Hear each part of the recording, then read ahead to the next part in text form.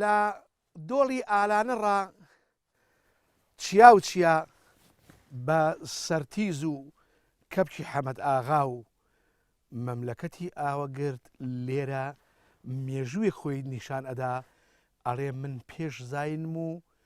بەڵام سوپای عەرەبی ئیسلام لە ناوی بردم. ئەمە مەملەکەتی مەڵاتەیە. مەملەکەتی مەڵاتەیە واتە گوندی سکتان لە دەروازەی دۆڵی هیران و نازەنین لە ناوچەی خۆشناوەتی. وەرن بابێکەوە سەرنجێک لە مێژوو بدەین. پەڕەکان یەکێک هەڵدەینەوە و ئەوجا لە کۆتایی پەڕەکەیە هەموو حرفەکان کۆکەم و ئەیکەم بە خۆشەویستی بۆ کەرکووکی کوردستان و خورمات و هەتا حەمرین. ئەی حەمرین تۆ سنوورمانیت، تۆ چاومانیت، ئەی حەمرین تۆ هەمیشە ئەو ماڵەی کە بووی بە پەرژینێک لە بینی من و عەرەبدا. کەواتە پەلی حەمرین ئەگڕم و ئەچمە خۆشناوەتی و لە گوندی سکتان لە وڵاتی مەڵاتیە لەوێ ئێشک ئەگرم. ئێوەش وەرن فەرموون.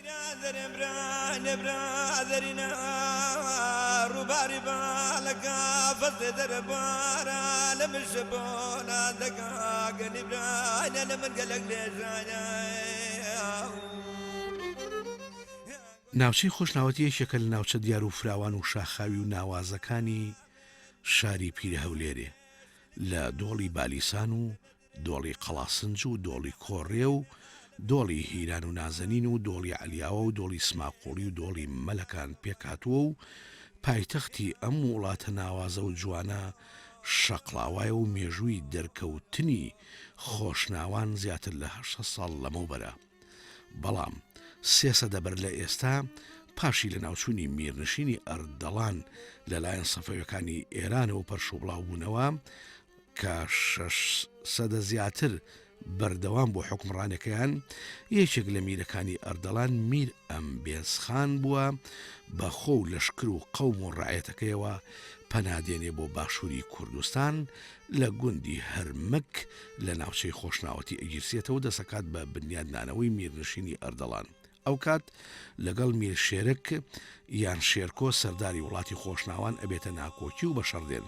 لە ئەنجامدا میر شێرک ئەکوژرێ و ئەمبێزخانی ئەردەڵانیان خۆی وەک میری ناوچەی خۆشناوان و شەقڵاوە و هەندێک ناوچەی دی ئەناسێنێ و ئەبێتە فەرمانڕەوە و حاکمی مەملەکەتەکە. میر ئەمبێزی ئەردەڵانی 3 کوڕی بووە: میر مەحمەر و میر پشگەر و میر وسوو. بڕێکی دیکەی ئەردەڵانیەکان هەر لەو سەردەما ئەچنە ئەحماوای ناوچەی هەورامان بە سەرکردایەتی خان هەڵۆ خان. شەرەفخانی بەدلیسی نووسیوێتی شەقڵاوە لە ناوی میری شەقڵاوەی بەجی میران میری سۆران ناوەکەی جێگیر بووە. دۆڵی هیران و نازەنین یەکێکە لە ناوچەکانی خۆشناوەتی و لە گوندی قاقای بناری شاخی شێخ زەردی کنهی زۆپێ دەست پێ ئەکا هەتا گوندی مامجەلکە. ئەو ناوەندە لە پێش زاین مەملەکەتێکی گەورەی شارستان و پێشکەوتوو بووە بە وڵاتی مەڵاتێ یان مەراتوو لە مێژووی شارستانەتی ناوچەکە ناسراوە و ناوی بۆ و مێژوش باسی ئەکا. پاشاکەیان لێرە بووە، کیژیوی ناوی سێکتان بووە، بۆیە هەر گوندەکەش ئێستا بە ناوی سەکتانە. لە بناری شاخی کنێران و شاخی دارۆشە پایتەختیان بۆ ژمارەیەک شوێنەواری گرنگی مێژووی تێدا ماوەتەوە. ئەوجا لە ساڵی 1350 زاینی ئاوەدان بووە. ئەم گوندەی سێکتان 2 دەروازەی بووە. ئەڵێن فەقێ جافری کوڕی سەیبەتڵێ لە گوندی گۆمەشینی سەیدانی گەرەویانی دەشتی کۆیە ڕاهاتوە سکتان و 5 کوڕی دەگەڵ بووە: ئۆمەر و خدر و مامەر و مەحمەر و زوبێر لێرە لە سکتان نیشتەجێ بوون. دوایە بڕێ بەرەباب لە ئەبابەکری کە حەمە و حەمەد لە کانی بەردی بالیسان هاتوون. ئەو جافەقێ زوبێری لە ناحی خدرانی بناری کۆسرد لە بیتوێن هاتوون و سەید حوسێن لە دۆڵی خانەقا هاتوون. ئەمانە پێکەوە ژیانیان لێرە لە گوندی سکتان بەسەر بردووە. هەروەها تیرێکی دیکەی کۆچەری کە بە خزمانی چۆر پەرستان واتە چۆڵ پەرستان بەناوبانگن خاوەنی ڕەشماڵ و مەردار بوون و هاتوورەتە ئێرە. مامۆستا ئیسماعیلی مەلازادە بە خۆی مامۆستای خوێندنگایە لێرە لە سکتانیەکێکە لە تێکۆشەرەکانی یەکێتی نیشتیمانی کوردستان و لێپرساوی کۆمیتەی ئێرەیە بە یەکەوە دانیشتین و پاش خۆ ناساندن پرسیارم لێ کرد. لە وڵاتی ئێوە ئێستا کە ئێمە ئەمنوتۆلی دانیشت لە سکتان شارێکی گەورەی شارستان بەر لە زاین چەند سەد ساڵێ بوونی بووە وایە ناوی چی بۆ نێوی شاری مەراتوو مەڵاتوو یا مەراتوو لای مەراتوو مەشهورە دوو دەرگەی بووە ئەو شارە لەکوێ بۆ کۆ شار بووە تاپان سنوورەکە لە سنووری ناحێسکتان لە سنووری ناحێسکتان ئەوێن دەرێ مەرکەزی شارەکە بوو ینی چقەکە بووە هێرانەوە هەتا دەگاتەوە سنووری قاق ئەمە شارێکی گەوری شارستان بووە ناوی شاری مەراتوو بووە هیچ شوێنەواری لە پاش بەجێماوە بەڵێ شوێنەواری ئێستا دۆ نمونە خەراتی باساغی یەک لە شوێنەوارەکان کاتی خۆی دەوێن دەری وەکو کۆگای پاسەوانی وەکو کۆگای خواردەمەنی و چەک و وەسلە هەوشتانە بەڵێ باشە ئەم شارە ئاوە بەو شێوەیە بۆ لە دەشتی قاقا و گردگۆران و دەشتی کەرکە شەڕێکی گەورە و قورس بوو لە نێوان سوپای عەرەبی ئیسلام و کوردەکان لێرە چەند گۆڕستان هەیە لەم ناوچێ ئەخوا دەوری لەوانەیە 20 تا 30 گۆڕستانێک گۆڕستان هەمووشی ئیسلامیایی ئەوەیە وڵی ئەوەندەی کە من تەمەشام کردوی هەیە لە گردەشێر گوندەکەی ناوی گردەشێرەوی شەرایی سنووری سکتانە ئەویان پێدەچی پێش سەردەمی ئیسلامیەوەیە بەڵام ئەڵێن شەڕێکی گەورە لە قاقا و گردگۆران بووە لەوێ ئەوە ئەو دەشتە هەمووی خوێن بووە ئەمەیان کورد کوشتووە لەوێ دەرچوون بەڵێ ئەدی ناوی سکتان لە چیوە سەرچاوی گرت ئەوەی پێم گوتی یەکەچانەوەی شاری مەراتۆوەیە بە معلوماتیشترەیە دەڕێن سەوزە جیایەکەی جیایەک بە ناوی ستێک لە سنووری ناحیەی سکتان هەبووە ئەو ستکە گۆڕاوە بە ناوی سکتان کورتکراوەکە بۆ لە ئاوەگرتە دووچیژی بووە هیران و نازەنین لێرەش پاشایەکە بووە کچەکەی ناوی سکتان بووە سێکتان لاوی سێکتان بووە کورتکراوەتەوە بوویدە سکتان باشە ئەو لێرە جۆگەی بە بەردی قەراتی باساغا هەیە ئەو هەڵبەستراوەی سەردەمی کۆن لە سەرروکانی ئەوکەەوە هەڵبەستراو لەو قەراتی جا شوێنەوار و پێگەی سەربازی بۆ هەمووی لەوێ باشە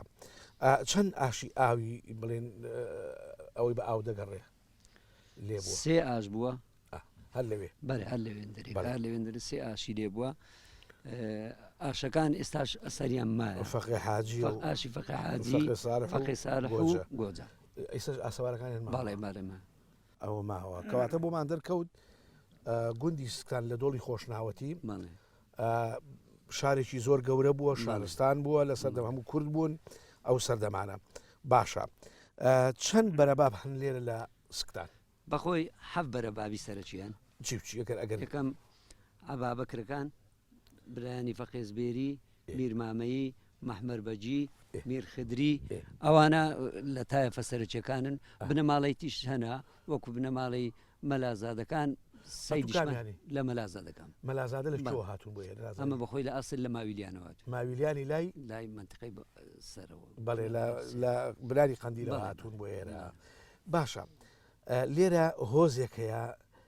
پێی دەڵێن چۆرپەرستان خزمانی چۆرپەرستان ینی چی ئەوانە بە حیسابی خۆیان کاتی خۆی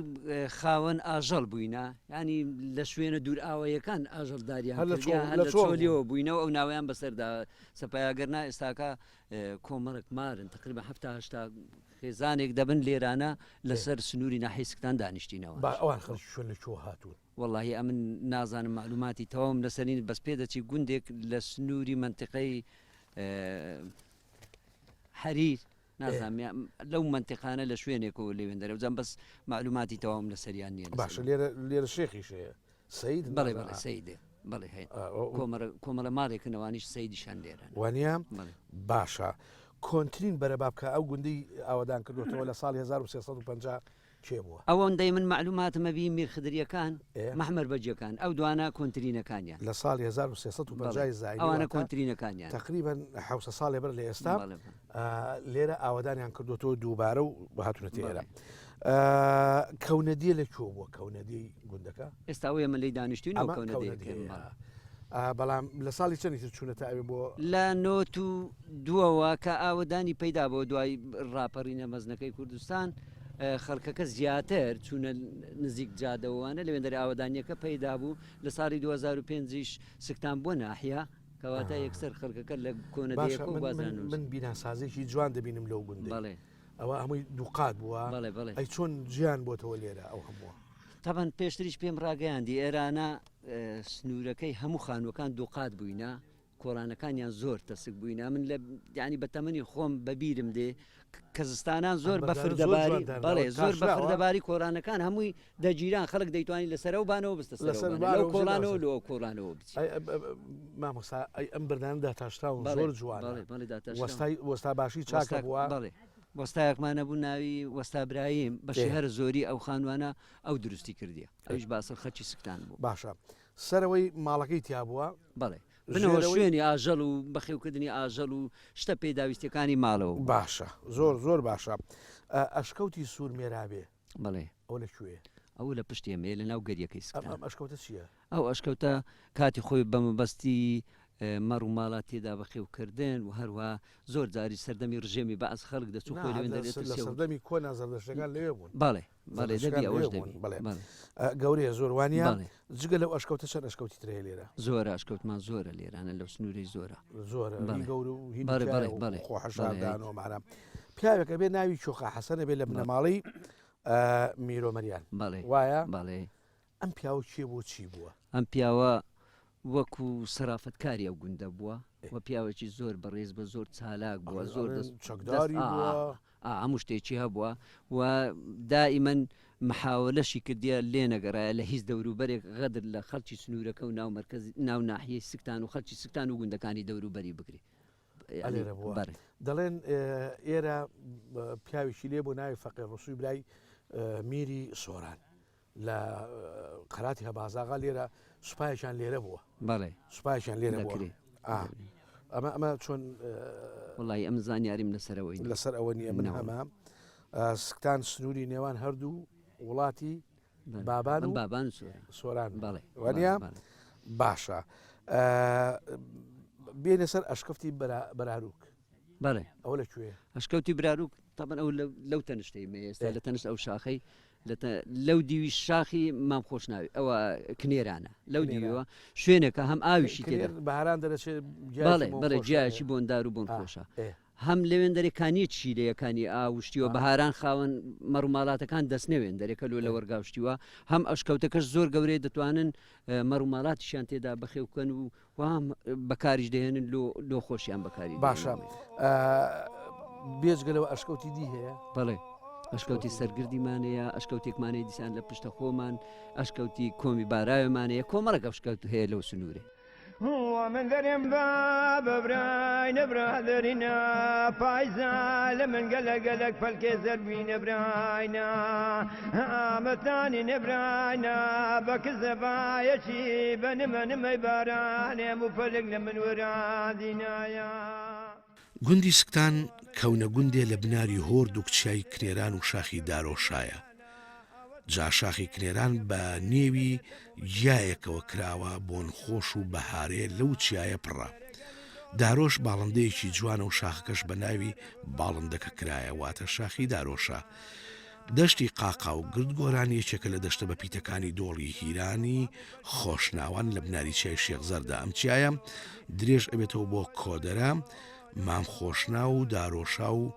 گەلی شێخەمیرێ و گەلی سکتان و هەتا کەپچی گەرەکۆنێ لەو بەریش شاخی بەناوبانگ و پڕ لە مێژووی میر سمایل قوڵیە کە دوایە بۆ بە سما قوڵی شەڕێکی دیرانە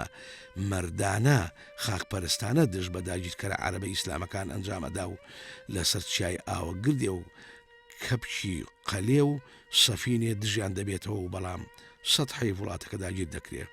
سکتان پاشان بووە بە بەشێک لە وڵاتی فەرمانڕەوایەتی سۆران فەقیر ڕسووی بنەماڵەی پاشای گەورەی میری سۆران کە بە هەڵەیەکی زەقی مێژووی ئەڵێن پاشای کۆرە ئەمە هەڵەیە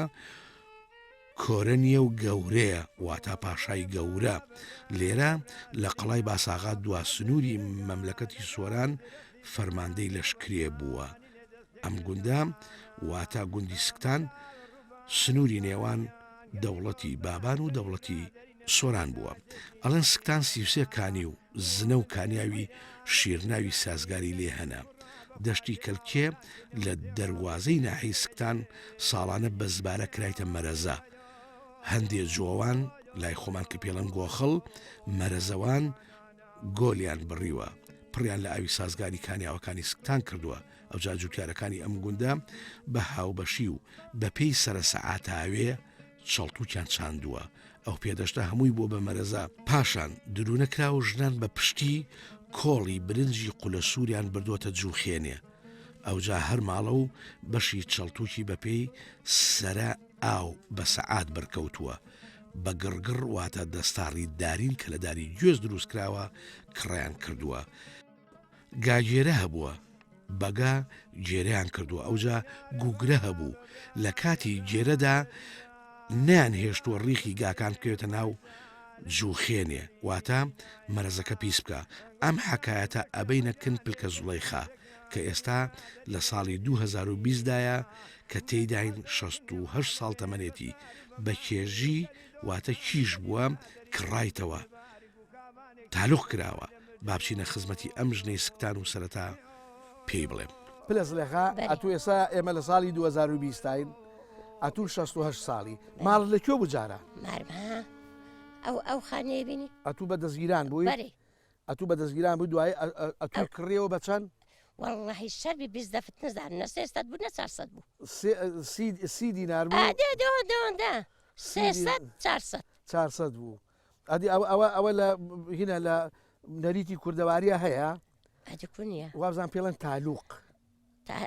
تالوق بوو ئەتو تالوق بوو تالوق دەکا بە 100 دینار ئەو جا پیاوەک دێت کڕێتەوە و ئەوە ئەمن دەزانم ئەمن ئەوە دەزانم باشە ئەتوو ئەپلە زولەیخا هەر لێرەش بەوەلەت بووی لێرە بەوەلەت بووی چەند منداڵ هەنا واللهی مندار خدا عافویاکە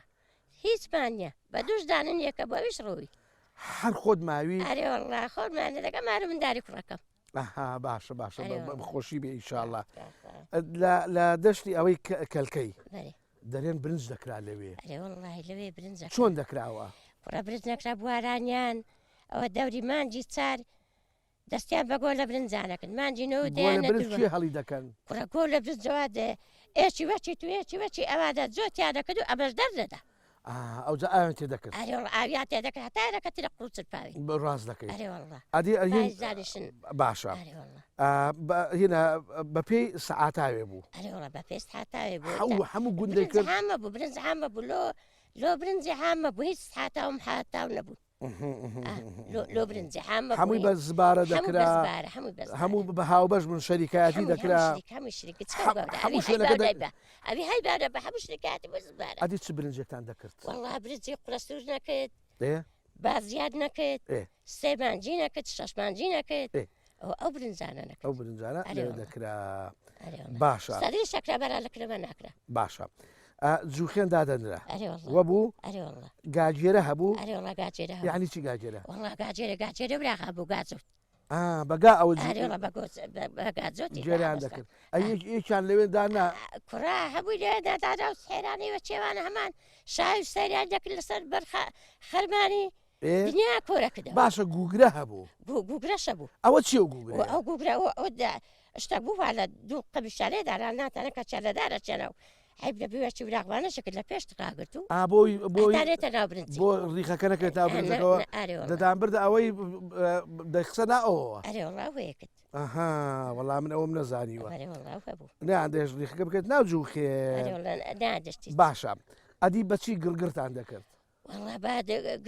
گرچێ قڕەکردن و گرچێ دیکە هەبوون و لە دارە تویان دروستەکردن و لەشتی جوزدانیان دروستەکردن ئەوە دەستار بوو دەستار بەڵام لە دار دروست دەکرا لە دار دروستەکرای ئەمە یەکەم ساواریش لە بەردی دروستەکرا هی ساوەر لە بەردی بەکرد تۆشتی ئاو بیستۆ کاکە ئەڵە دەسار لە دار دروست دەکراوە لە قڕێش دروست بەس بۆ برنج هەلۆ برنج ئەوە بۆی ئەو پەلکەکەی لێ بێتەوە پەلکەکە لێ بۆ بەجوو دژنەکتا ئەدی چی ئەوەی دەکرد چێ پەلکی لێ دەکردەوە ڕەمە بەخۆن پەلک لێکردەوە چیشکە بووە دوو کەستە بەردانیشتێن شەوێ دوستێ فەردە لە ئەوا کرد لە گەرگەر باشە ئەوی برنجەکەی دەپاراست و خزمەتی برنجی دەکرد و ئاوی دەدا پێی دەرن جوان جوە لا ئێمە پێڵەن گۆخەڵ نامارن جوە ئێوە لا ئێوە جوانە ئەوە بەچی ئیشی دەکرد وڵاجا و فەقرێەوە لات بوارا تێدا بە تا پائیزدێ بە خاکە نازێ و بەلاقان و برێ بچێ چیان دەدایە دوایی وڵاجا پاریان دابای وڵای جێکە دەبیزدەفت نابرنجیان دەدایە باشە ئەی بەڵمە برنجەکان چی لێ دەکەن بەر برنجەکەشیان تێبەرەتە نانەکە هەندێکیان دەیان کرد ئەو خۆری لای ئێمە پێڵێن لۆیە لێرە پێ دەڵێن خۆری باشە ئێوە پشتیتان دەکردوە پشتی ینی چی پشتی وریستە ڕادێ خست و ئێکی وەچی تو ئەو حێرۆکانە ئەدرو ئەمەش داستت دەیەکرد و لە پشتێنە نابردە سەر جۆخینی ئیسە تێگەیشتم بە کۆرێتاندا ددا بەقەدی پیانیش هەمبارە هەبوو کەندوو هەبوو کولین هەبوون کەندوو چتان تێ دەکرد کەندوی خوڕێ کەندون هاردن تێکرد گەرمن تێکرد برنجن تێکرد هەمووشتن تێکرد ئای بەشەرت تێ ناکردن ئەدی ڕوونی خۆمایتان لە گۆچکەی دادرا لە گۆسکەی بوو شین هەبوو جاران گۆچکەی شیر هەبوو ڕوونی خۆباری لە گۆسکەی دانا لە هیچداندا ئەدی کوندە هەبوو کوندەی ئاوێ کوندەشە ئەدی باشە دێمکە و لوکە چییە دێمکە و لوکەشە بوون ئەوە چییە پڕەوە ڕاجا دێمکەوە بێ کوندەکەونە بە مەشارە بڕەوە دوستێ تەقڕدان من کردە دێمکە و بەدارێم ناکرد ئاسار دەبوو لە باتی بە لە پیشتی حەویانە دروست دەکرێت حیوانی ئەو لەوە دروست دەکرێت باشە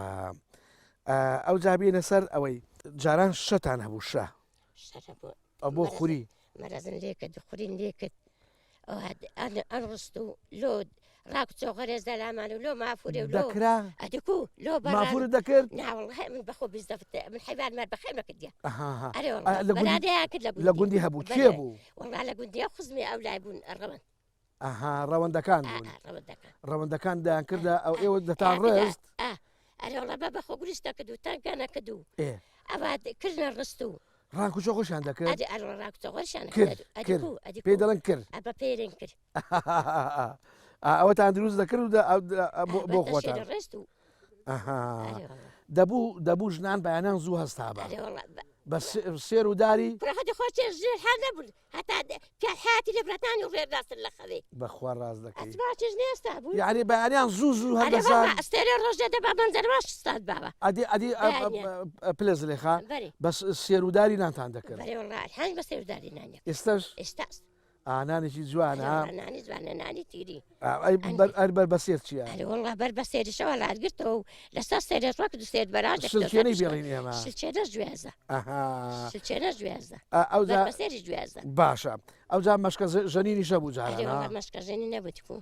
ڕوودی کوردی و توتن دەکرا ئەرێوەڵا توتن نەکرا توتن هەموو سەرێشەی زۆر بوو حياتن لێ ڕاهێستن حياتن لێ دەبڕاوە باشە ئەدی میوەجاتان چی هەیە میوەزاتیش هەموو شتە بوو برێم چ نەبوو هەنجیرە نەبوو ترێن هەبوو کە کاتی میوە ڕنان دەهات میوەجاتان دەڕنی پیاژن دەچوو هەمووی زبارە بوو هەمووی زبارە هەمووی زبارە خۆرەبانتەکەت بەزبارە ئەڕنی بەزبارە توتن هەرەوەز دەستەوایی زبارە پلس لێخا ئەدی دەتان کردە چی و میوەکان کە ئەوە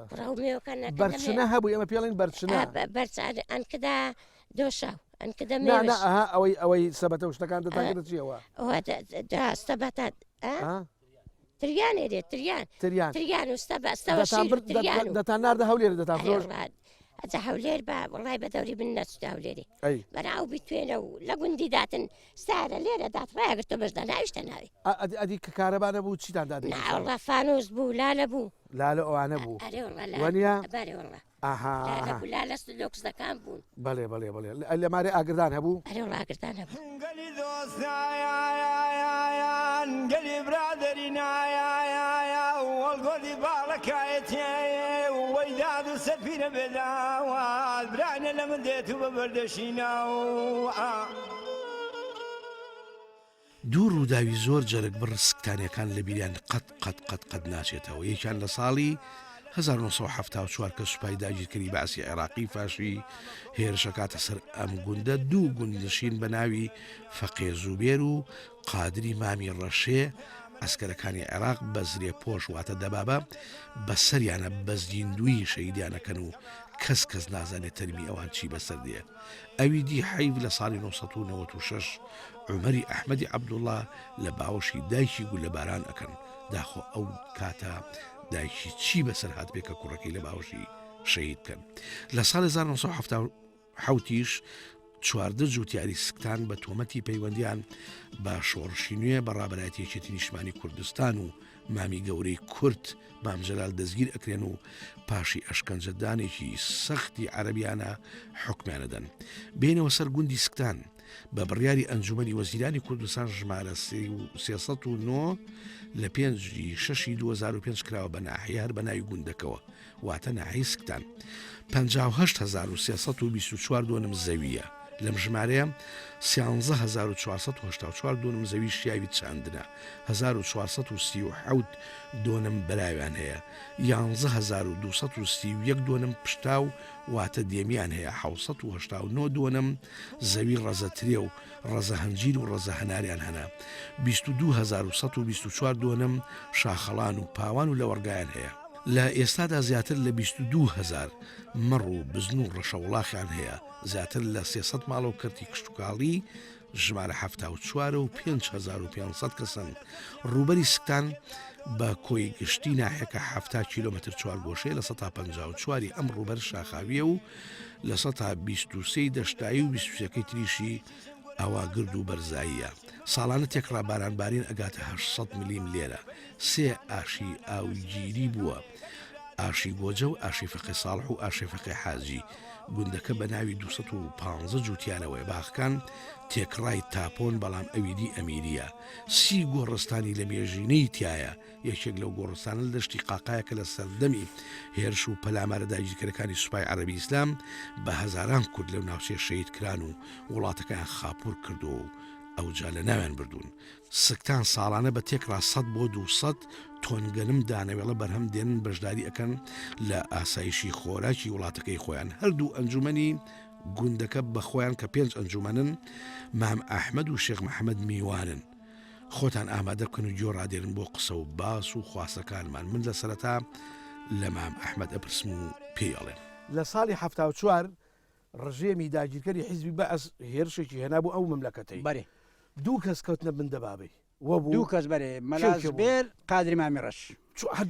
دەبابە وەسەریان کرد ئێستا جەنازەکە و مەیتەکان دیارە خەڵکی ئەو گوندەی خەرکی ئەو گوندەی بوون کەسیان لە پاش بەجممایە بەرێ ئێستا مەلازبێر مەڵای قادی مامی ڕەشی منداری نینە بەس مەلازبێر ئەو ڕەشید کوڕیتیەوە لێرێ و لە ساڵی 74 حکوومەتی بەعز بۆ لە باربردنی شۆڕەش خەڵکی لە گوندەکان دەگرت بەێ هات نێرە 14 کەسیان لێرە گرت یەکیان باوی من لەوانە ناوی چ بوو عەبدوڵڵا چەند ساڵ حکمیاندا 5 ساڵ بەێ باشە لە دوای ئەوە لە ساڵی 84 بابت شەهید دەبێت بەێ وەیە لە چەند شەهیدی هەیە بەخوای زۆرن نازام بیستیمە لە 6 بەرەو ژوور لە 100 بەرەو ژووری شەیدان شەیتانێمان زیندانی سیاسیشتان زۆر وایە ئەتوو لەگەڵ وابزان مامۆستا ئیسماعیل نامەیەکێتی دەبرد لێنا لە بۆ هەولێری وە بوو داهاتەوە بۆ ئێرە بۆ لە کۆبوونەوەی لە کۆبوونەوەی نەدەترسایی نامت بۆ چێ دەبر نامت بۆ چ دەینا لەوێن ینی هەندێک کەسی لێ هەندێک حیزبی لێ دەمینە لەگە مامۆستا ئیسماعیل لێرە هەندین مەڵبەند ڕانیە بوو لێرە نەبوو لە سکتان ناحیە نەبوو ئەچی لێ کۆبوونەوە شتێمان هەندێک جار لە شەقراوی بوو دوای 4 ڕانیە لە ڕانیە بوو مام ئەحمەد یەک پرسیارە لە یەکەم ئەمە دو پرسیارە دوایچمە لە ئەو شێ محەممەدە بەێ وتیان کوڕێکەکە بۆ ناوی عومەر بووە ئەلۆ گوندەی بەێ لەو گوندەی لە پێم وابێ 96 بوو هاتمون لە باوەشی داکی بەێ عومەری ئەحمەدی پەقعوڵی عومەر ئەحمەد لە باوەشی داکی شەی بارێ لەسەر جادەی ئەی هەوا لەسەر جادەی کوشتیان بەخوا تاوانە ئەوم بۆ دەردەست ئەو شێ محەممەد شێ محەممەد ئێوە چەند بیخلای دەمت بیخلای دەمت بەێ چەند ئەنجومەن ئێوە پێنجین ئەتوو کاگە ئەحمەد و ڕەسوید و محەممەد و ئەم شێخە چیە ئەم شێخە چیە بە دوای تۆ وەڵاوە بەختی خۆی دەداکەم ناوی لێلای مەبرین خۆت ناو شێخە نەخێر شێخ نییە محەممەد خۆت هەر محەممەدی بەڵام شێخێکی بێەوە ناوی بەرەو شێخە زۆر هەیە لێرەوە بەڵام هەیە لە ئەوەی لە خۆشناوەتی خۆی ناوی شێخەیە شێخ شێخە هەیە لە وانایە باشە کۆی گشتی زەوی زارەکانتان چەند دۆنم زەویە مڵ تقریبا ئەمن لێ دەکڕم بە 40,000 هەیە باشە کردی کشتتوکاڵی ژمارە چەنە سکتان ئەو جا بڵێن چەند دۆنم زەوی شیاوی چاندنتان هەیە بە قورآن لەوانەیە برێن 13,000 زیاتر باشە چەند دۆنم بەراوتان هەیە وڵە دەبی 1433 ئەی چەند دۆنم ڕەزە هەنجیر و ڕەزە هەنار و ڕەزە ئەوەهزارەکەی تقریبا 1970 هەیە باشە پشتاوی 11,233تان هەیە لە وەڕگا و پاوەریش 22,124 چەند کانیاوی تای ئەو گوندەی زۆری تێدایە وەنیە باشە ساڵانە چەند تەنگەنم بەرهەم ئێهێنن بەخوای 56 و دەورێ ماڵ ئەوە بێ ئێوە 215 جوتیارن هەر یەکی یەک تەن بچێنێ یەک تەن واتە 215 تەنەکات وەیە ئیتر پەنجای چی وەیە ما محەممەد خبرێ هزار نەکبرەوە 50,000 خۆ نەبری 50 تەن 50,000 باوەڕ ناکەم بەڕێوە لەوانەیە 500 لەوانەیە مثلا 500 تەن 600 تەنەبی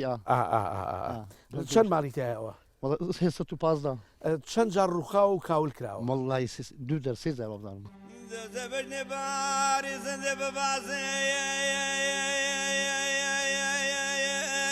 جواب ذنيري ذلي برينك لدم حيرانك كمين أو أوساري قشتني آخر الزستاني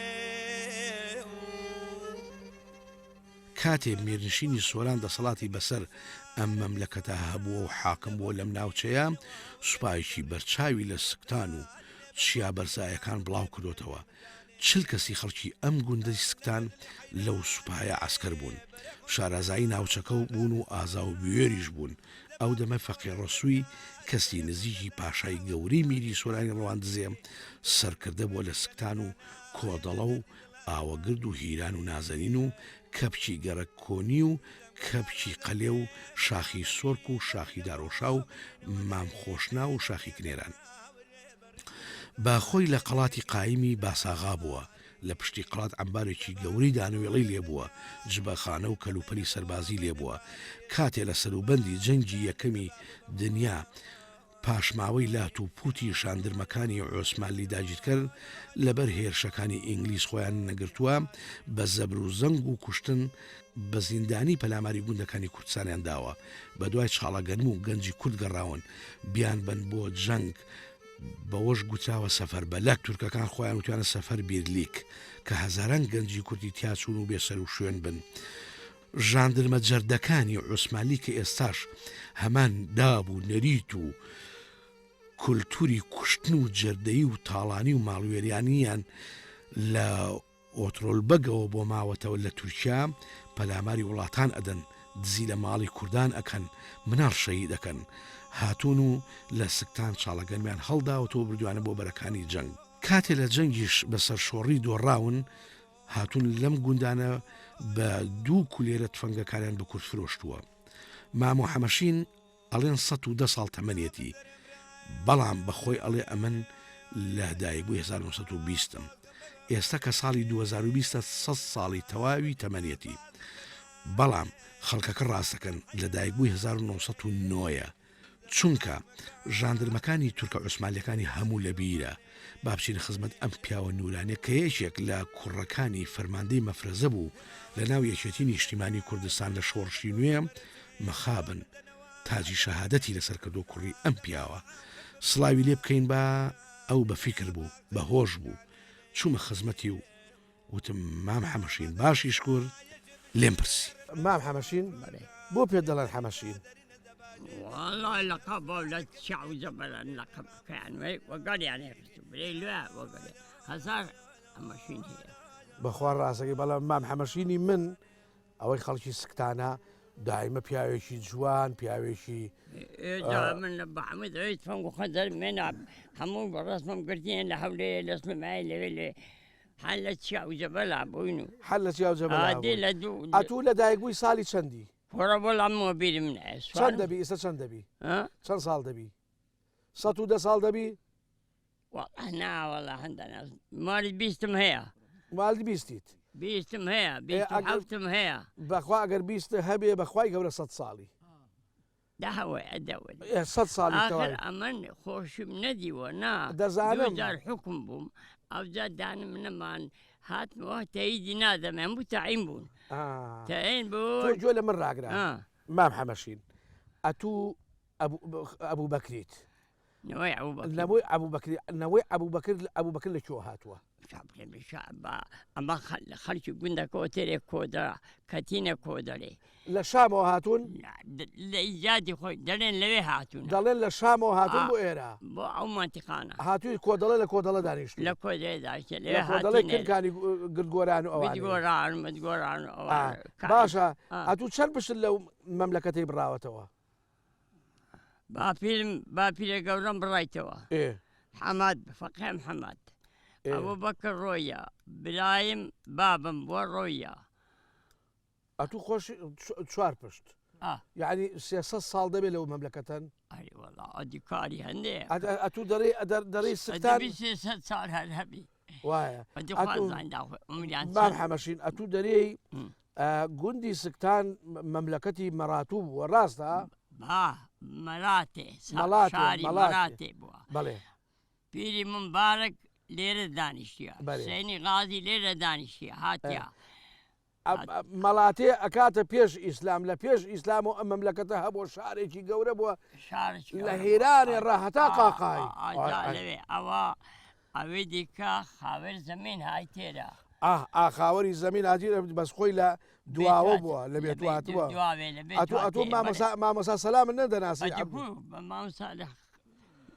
سەد ڕەحمەت لە گۆڕی دیارێ بەخوای سەلام هەنزیرەک بۆ مەلایکی مام حەمەشین ئێرە وتت ئێرە کەونە وەرنە گۆڕ زۆر ئادی ئاسەواری کامەیە شوێنەواری کامە هەموو بینایجی ئەو خانیان لێکراین ئەو خزمانە هەموو بناغە و دیوار و دەرگەی سکتان دەرگەکی هەبووە 4 پێ یەک دەرکەی بە هەموو مابوو تاوان ساڵی پێدا هەموو عالمێ کردە دەغڵ و چیلە و میلە و ئەوە ئەوزا لە پاشی واری پێدەهاتیە میر و میریش پێ دەڵێن مام حەمەشین سەردەمی تورکمانی عوسمانیەکانیشی دیتیە وایە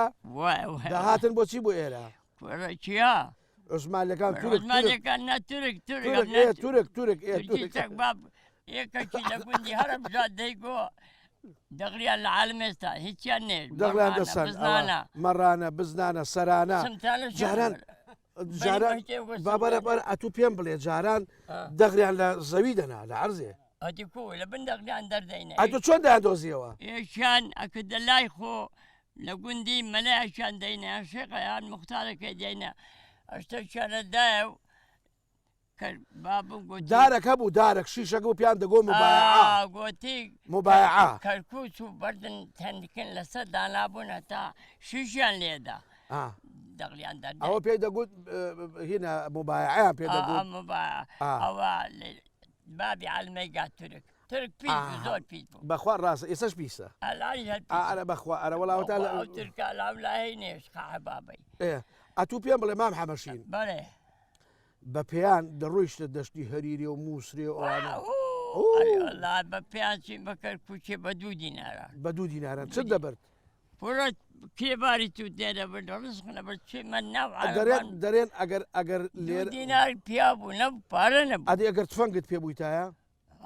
وڵا بە تفەنگەوە چوین دەچویت ڕوبعکە نابووی تۆ دەچویتە کەرکوچێ ڕوبعکی کەرکوچێ تا بن هەتا بنج حمرینی آخر هەمووی کورد نەبوو تو خوا هەموو کورد بوو قەرەچووغی هەموو کورد بەلارە بەخوا دەچوێ قەرەچووغیش چمە بن قەرەچووغی دەچوێ مووسێ قەرەچووغی توتنیان توتن نەبەر کرێبارن بارەکرد کاکە وەرە کەرۆکان بارکە باری بەوەندەی ئەدی مام حەمەشین چەند پێ دەچوو وەڵا چار پێشەون پێچن دووش سێ شەوانە ڕۆیشتی نەزاگەشتین بە 2 دیناران بە دینار نوێچ فەقیری بوو فەقیری بوو وەرە بە سوالیکەرە هەر هەرە پەڕی شایمانە کرد بلەو فەقیری ئەلای ئەو هەموو خۆشەیە کە دڵی ئەتوو لە سارێک ژنت هینە وەڵڵی ئەرێ لەکەی مەلیک مابوو مەلیک مەلا مستفا لە ڕوسیای بوو 56 ناوەڵا تازە ڕۆی بوو 48 و 47 ئەوانە کە قازی محەممەد کۆمارەکەی ڕووخا نانەک قازی محەممەدمە بیدێ دێوە کۆمارەمەکەی ڕووخە بەس من درەنگم ژنینە چۆ ڕوسیای کە دنیای وەدوو کە چۆ ڕوسیای ژنم هینە ئەسکەری شمرەکرد لەو چ حکومەتان بۆ چۆن خۆش هەر چەندیوە کە دەگە باشچاوژڕێکن 2 دینار مەدانیان نەمکرد هاتن بۆ ئێرە بارچاوژ هات بۆ ئێرە تۆدا دەگەڕا لە دوو هەرەما لەگەڕان بەتفەنگۆ بڕۆ لەو چیان ناگەڕان ڕاو ڕوتێ بکە دینارێکی پێیا بکە ڕاوڕوتە کرد نەمکرد حەزکەریم نەکرد نەمکرد وەڵی دەست خۆش نەمکرد بەدا براکەم چابرا بووین گوتت 2 جاران ئەم لە حکم درایمە ئارێ وەڵڵا وانە بە 2 جار حکم بوویمە ئەتوو لە ساڵی 47 بیا 49 بوو بەفرێکی سۆر باری ئەلێرە قبرستانیان بڕی شۆقە ئەسەن قەڵاتەکێ بۆ پیاوی هەبوون 2 شۆقان هەبوون شەقامتەوەی ئەلێرە دارن دەینا لێرە بە پشتێر غلۆنە لەسەر بەفرێ بەفر کەت بوو لێرە شۆکە پێتاکە بەرە بە دارێ قەبرستانیان بڕی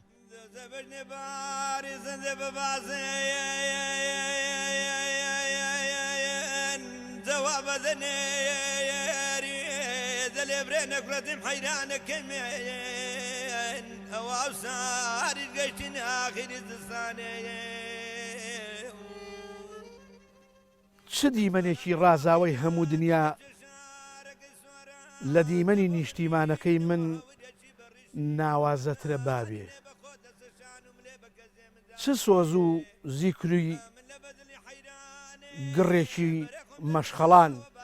لە باوە گوڕگوڕەکەی من بەگرترە بابێ چ مێژوویەک وەکو مێژووی نیشتیمانەکەی من خوێناویترە و خەمبارترە و قوربانی دەرترە بابێ